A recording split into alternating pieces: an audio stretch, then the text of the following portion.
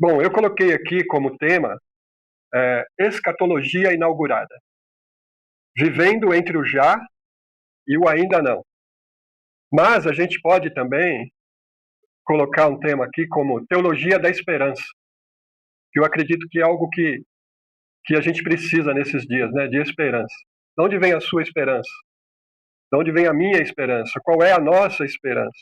Então, primeiramente eu quero começar definindo aqui o que é escatologia. Creio que vocês já sabem, mas escatologia é o ramo da teologia cristã que estuda as últimas coisas, tá? O escatom, as últimas coisas. Tem a ver com morte, juízo final, céu, inferno, ressurreição, volta de Cristo, consumação do reino de Deus. Então todos esses temas, eles entram na escatologia. É o fim. E a escatologia inaugurada, então? É importante você entender isso. É o estudo sobre o já e ainda não do reino de Deus. O entendimento de que com Jesus o fim dos tempos foi inaugurado, mas sua plenitude só chegará na segunda vinda de Cristo. Então a escatologia inaugurada, ela está estudando o fim dos tempos, que começou com a vinda de Cristo. Por isso você vai encontrar na Bíblia, a gente vai ver para frente aqui, expressões como o fim desta era, o fim dos tempos, os últimos dias, o século vindouro, a era presente, o século presente, o mundo por vir. Tem muitas traduções relacionadas a esse tema do fim dos tempos, tá certo? Qual a importância da gente estudar esse tema? Primeiro, que ele nos ajuda a viver com esperança na tensão entre o já da obra de Cristo e o ainda não da consumação futura. Então, por que é importante você conhecer a escatologia inaugural? Por que é importante conhecer o já e o ainda não?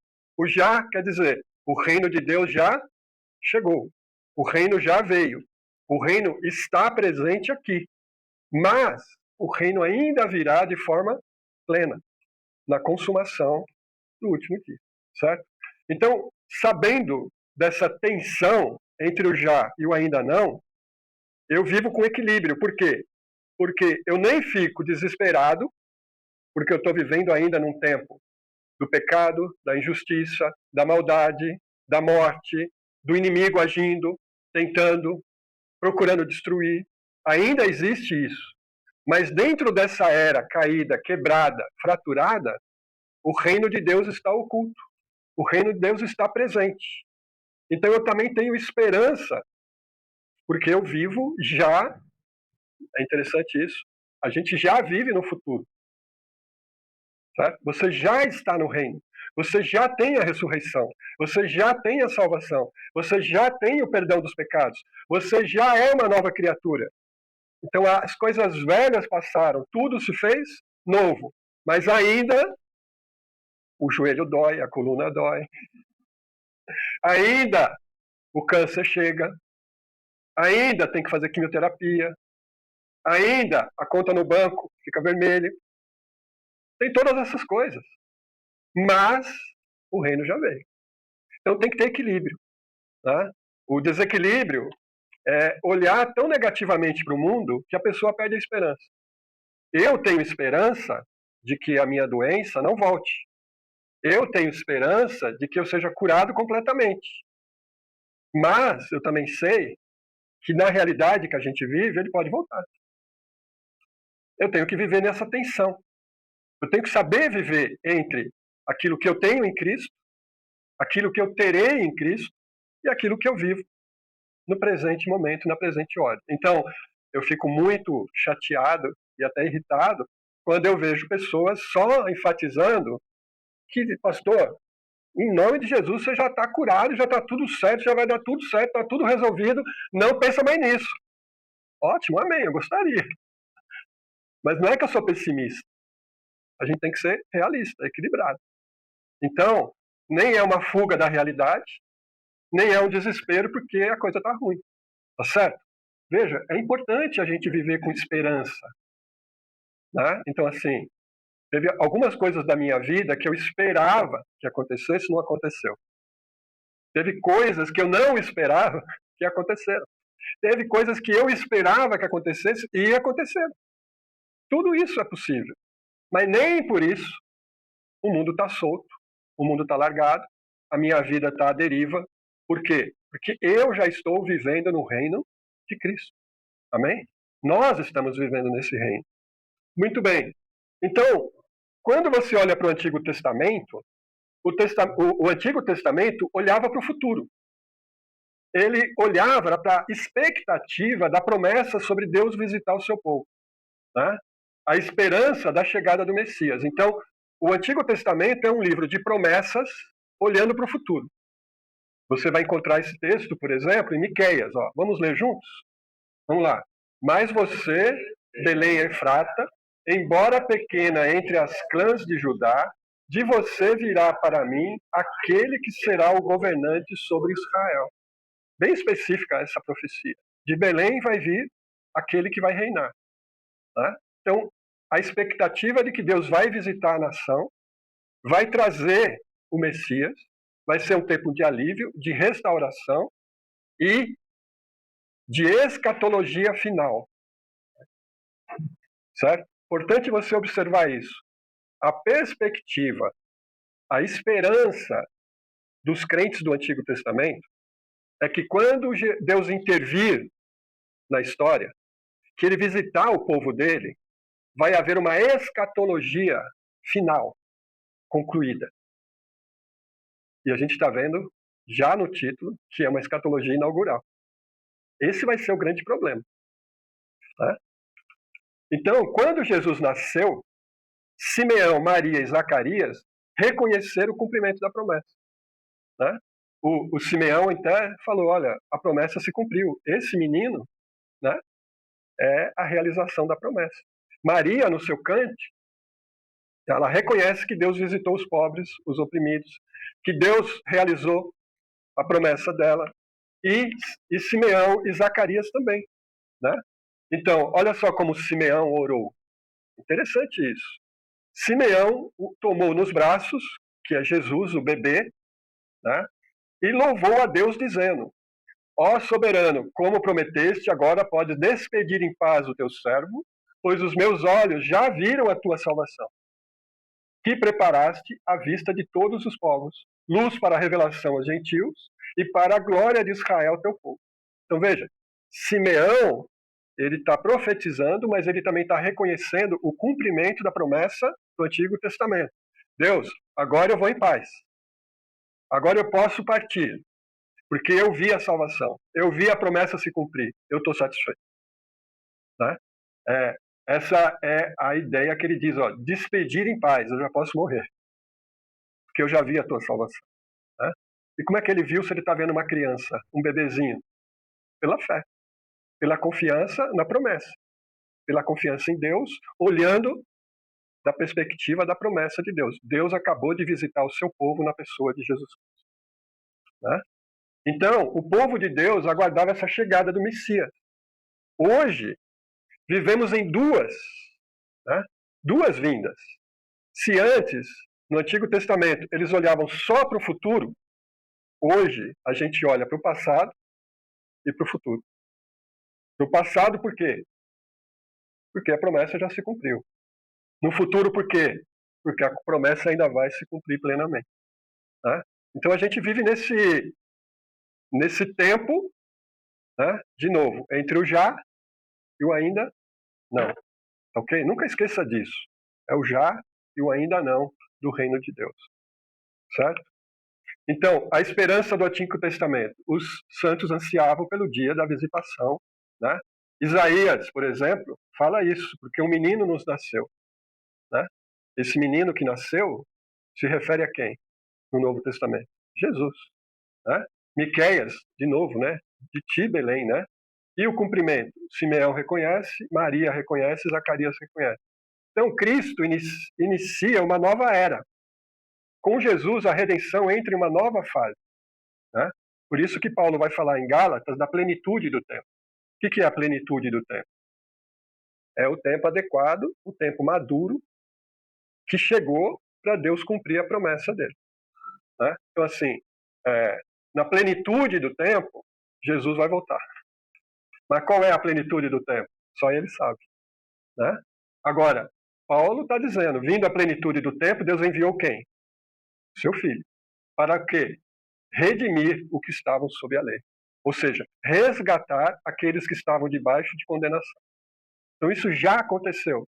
Por isso Paulo diz que nós não temos medo, né, do julgamento de Deus. Nem temos medo de condenação. Por quê? Porque já fomos perdoados, já fomos salvos. Não tem problema com isso, né? Então o reino já chegou, mas ainda não em sua plenitude. Certo? É isso? O reino, ele está entre essas duas eras, né? Então, os sinais do reino já introduzem uma nova ordem de vida, mas não encerram totalmente a antiga. Isso é interessante, porque lembra quando João Batista foi falar, mandou os representantes falar com Jesus? Qual era a dúvida de João Batista? O que ele queria? Explicação do quê? O que ele falou? O que os mensageiros disseram? O Senhor é o Messias mesmo? O cumprimento das promessas? Ou a gente tem que esperar outro?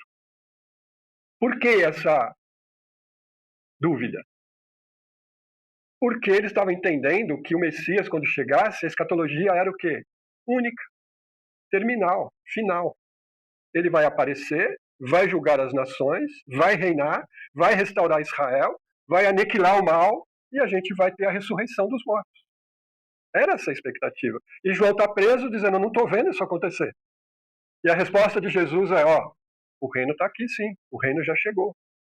Os cegos vêm, os coxos andam, os oprimidos são libertos, o reino está sendo pregado. E depois Jesus fala, bem-aventurado aquele que não se escandaliza em mim. Por que vai se escandalizar em Jesus? Jesus tem algum pecado, alguma coisa que ele faz, algum comportamento que pode escandalizar? Não. O que escandaliza? É que ele não cumpre a expectativa teológica das pessoas. Isso tem muita gente que se escandaliza com Jesus ainda hoje. Como assim? Né? Ele não agiu. Ele está agindo. Né? Então aqui, João Batista também marca a transição. A lei termina, consumação futura virá. Jesus falou isso. A lei foi até João. Agora tem o reino. Tá certo? Estar no reino é experimentar salvação messiânica, mesmo na mortalidade e pecado. Então, uma das coisas que pessoas de fora da igreja às vezes têm dificuldade é assim, mas Jesus não falou que quem nele crê tem a vida eterna? Ele não falou que quem nele crê não morre, mas passou da morte para a vida? Ele não falou que ele venceu a morte? E por que ainda tem gente que morre? Os crentes morrem, todo mundo morre. O pecado ainda está aqui. O mal ainda está aqui. O maligno ainda está aqui. Então, o reino de Deus, ele está oculto, né, nessa era quebrada. E esse é o grande desafio da fé. Você viver a sua fé num mundo quebrado. Sem desanimar. Sem perder a esperança. Certo? Esse autor aqui, o Venema, ele diz assim, embora vivamos nos últimos dias, o último dia ainda está por vir. Amém? Estamos vivendo nos últimos dias? Sim, estamos vivendo nos últimos dias. Pastor, só podemos estar vivendo. Olha como que está acontecendo. Olha tudo que está acontecendo. Mas não é porque tudo que está acontecendo diz que é o último dia. É o último dia porque Jesus veio e inaugurou o último dia. Então a gente vive o último dia, aguardando o quê? O dia final. Né? Mateus fala isso. Os justos resplandecerão como o sol. Quando que eles vão resplandecer como o sol? Quando Jesus voltar a estabelecer plenamente o reino. Né? Novo céu e nova terra. Quando? Quando Jesus voltar e estabelecer o reino.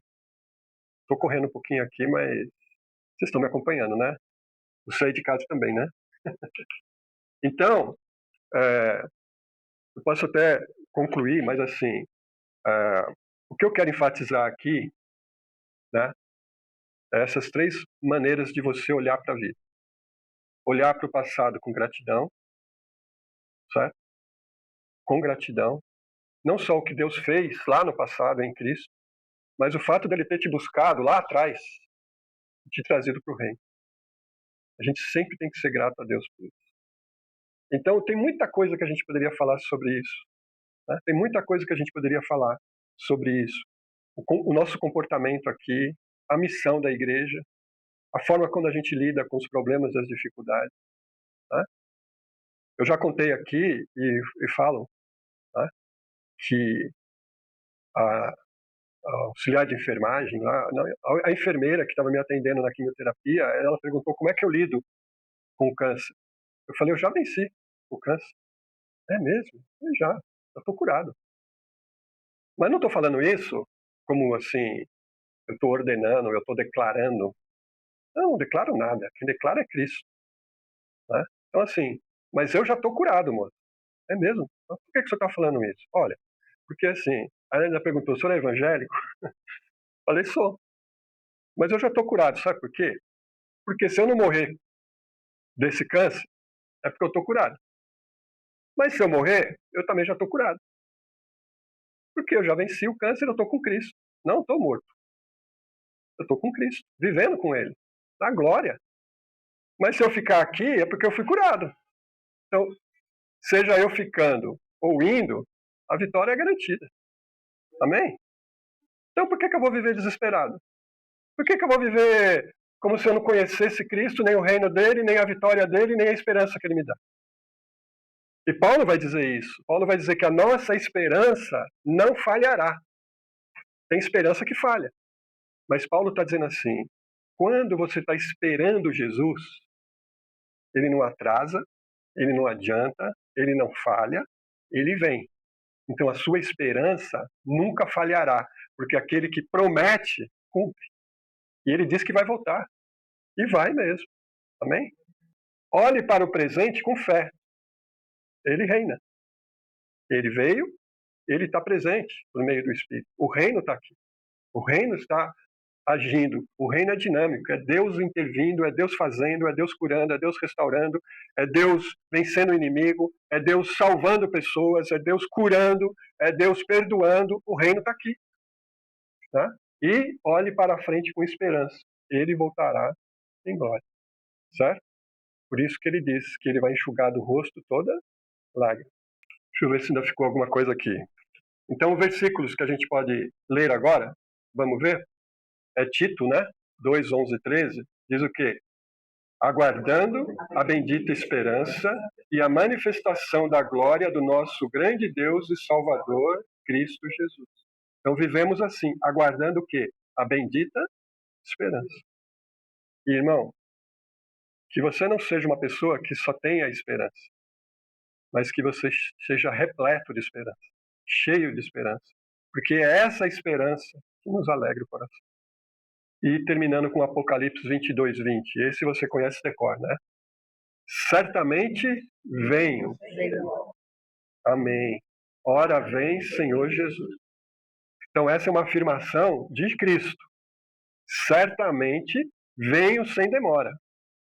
Quem escutou Jesus falar, disse o quê? Amém. Vem, Senhor. Vem, Senhor Jesus. Né? Uma expressão que eu li recentemente coloca esse texto como uma declaração de protesto. Quando você diz, vem Jesus, você está protestando com o que está aí. Você está dizendo, Senhor, não aguento mais isso aqui. Não pode continuar desse jeito. Vem e realiza a tua vontade, o reino de Deus. Amém?